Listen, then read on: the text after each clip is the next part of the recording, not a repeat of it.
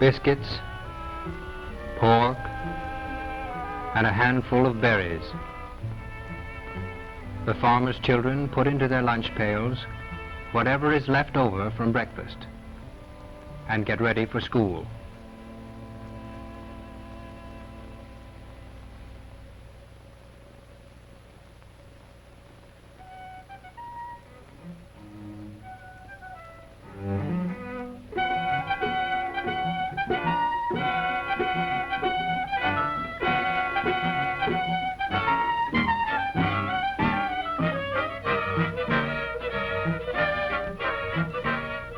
All over America, farm children are on their way to school, to become familiar with words and figures, to learn something of the best thought of the world outside, and above all, to bring home what they have learned and to use it in their daily lives.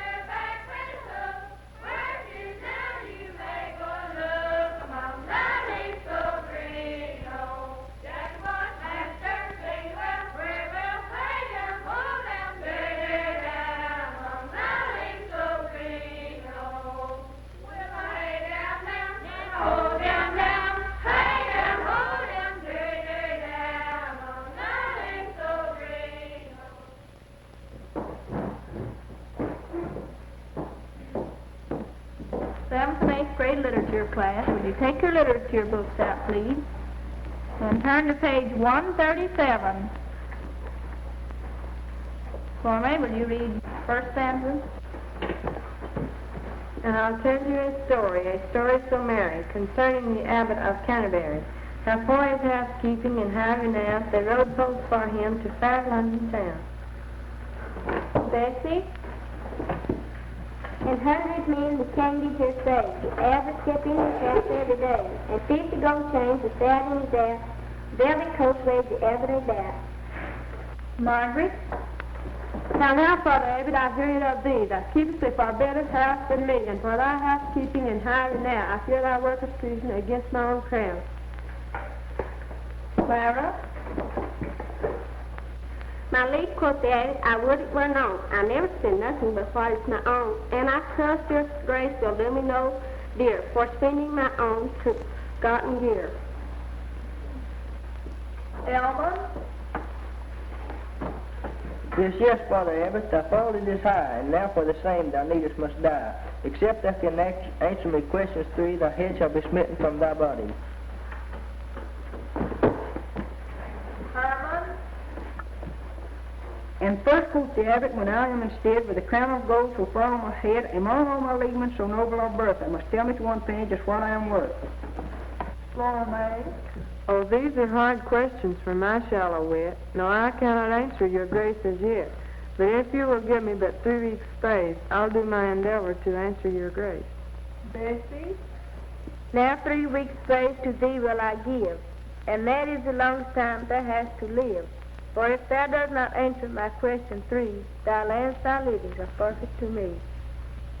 Margaret? An 11th century legend, remote in the lives of even city children, but stranger still for children who live on the land, who help their fathers work in the fields. Clara? Then home rode the abbot of Comfort's the coat, and his shepherds are going to the fold. How, my Lord Abbot, you are welcome home. What news do you bring us from good King John?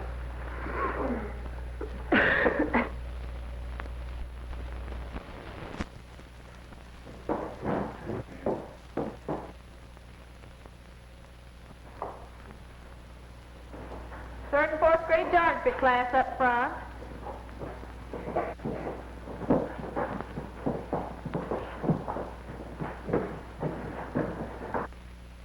Shall we visit Holland today? Yes, ma'am. We get on a great big boat with Alice and go to Holland. And when we get there, we find Holland is a very strange country. It's a very low country, even lower than the sea. And we wonder how they keep the water from flooding the town. But we see some high walls. And we ask a little boy named Hans what this big wall is, and he says, well, that is the dike that keeps the water back. So Hans invites us to home with him for supper. So the Dutch people are very hospitable, and his mother is a very good cook. The Dutch people are noted for their cooking. We have fish, butter, and cheese for supper. There's lots of water there, and of course there'd be plenty of fish. After supper, Hans gives us a little pair of wooden shoes like his own to walk through the mud because there's much mud there. We walk across the dike and along the canals, and we come over here and see a great big thing, and we say, what is that, Hans? And Hans says, that's a windmill. What do you use it for? Why, we use the windmill to pump the water from the canals and grind our grain. What is this? Windmill? The sawmill stands idle now from time to time. A man can't live by timber anymore. The only trees left to cut are saplings.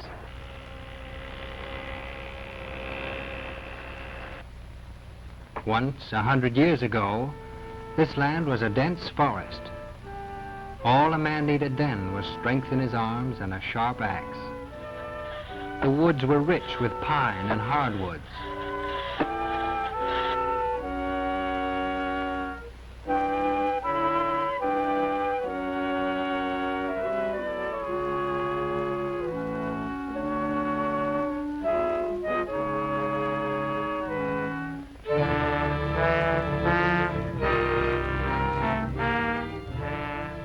But they cut the timber and burnt over the land. They were Scotch and Irish, Dutch and German.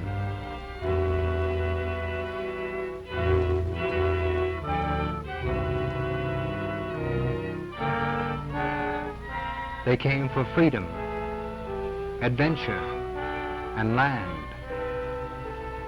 They wanted a place where there was room for a man to clear himself a farm. They found timber to live by and land to work, till only saplings were left, and the soil gave out.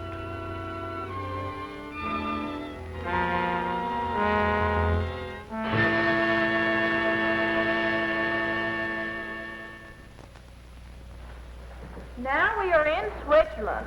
See the great big hills, and here is a little boy named Peter who lives there. See his goats, they are his good friends. He takes them around to the people's homes and knocks at the door. He asks them if they want some milk this morning, what they want, and takes the goats on to the next home.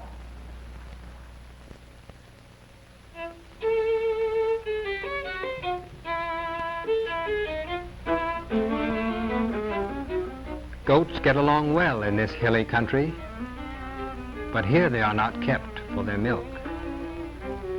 A single goat is herded in with a flock of sheep to keep off preying dogs. There are a few rangy cattle on these mountains, but fodder is scarce, and they give little milk.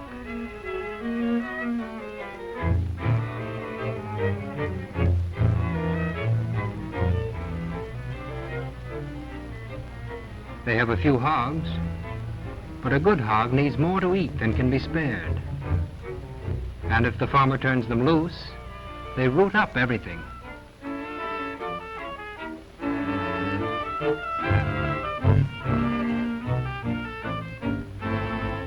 first settlers built sturdy log cabins when they came. Some are still standing, dried by the sun and wind of 100 summers, still serving as homes.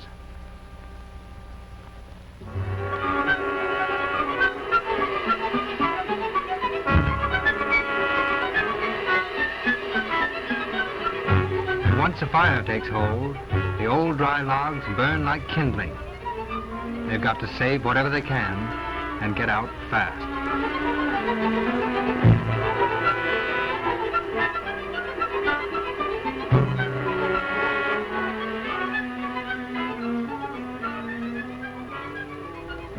Their kin or their neighbors will take them in all right, but they've got to build another house, if they can find the lumber.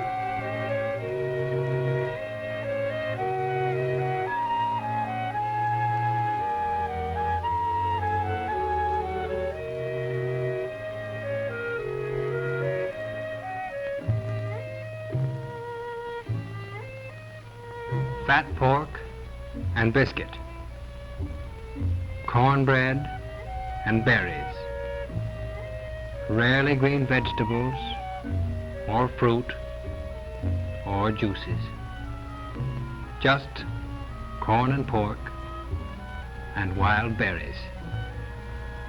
A diet which saps the children of their energy and vitality, which rots their teeth and weakens their bones.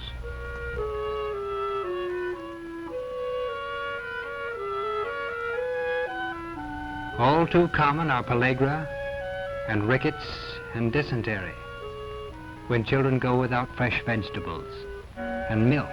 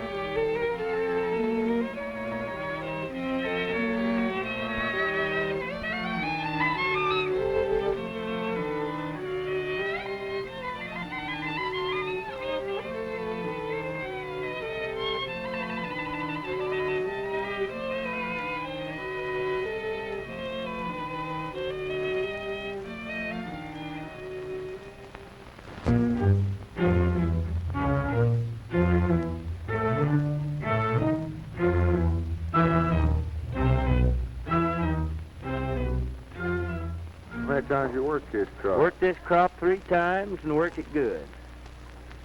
And don't seem as though we could have any success, that is, in raising the corn. How many bushels of acre did you get off this field last year? Oh, I figure we got about 7 bushel, but that isn't enough for the fertilizer that I used. How come this land don't yield no better than that? My wife's grandfather tended this when he was a young man and worn it out, and it's still a worn-out ground, and it isn't fit for corning anymore. Of course, if a man hasn't got nothing else to depend on, he's got to He's got to raise a little something. Did you have any help tending this crop last year? Yes, I had the woman and the children. There was 3 of the children used a hoe. The woman, she used a hoe. Dumpy, he was a water boy.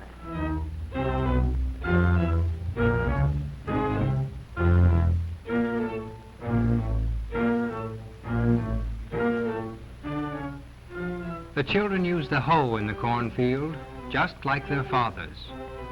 And like their fathers, they have never been told that corn depletes the soil. They do not know that their thin soil could be improved and made to yield a food crop of soybeans and tomatoes.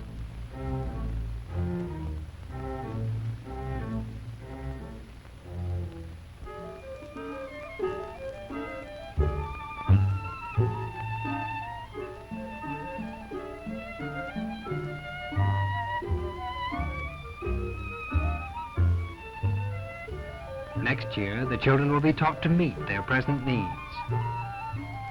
They will study materials prepared in their own communities to teach them facts of soil and food, along with reading and writing. They will be taught to raise goats for milk. They will be taught how to get a better living from the soil, what fruit and nut trees they can grow. They will be taught the means to a better life.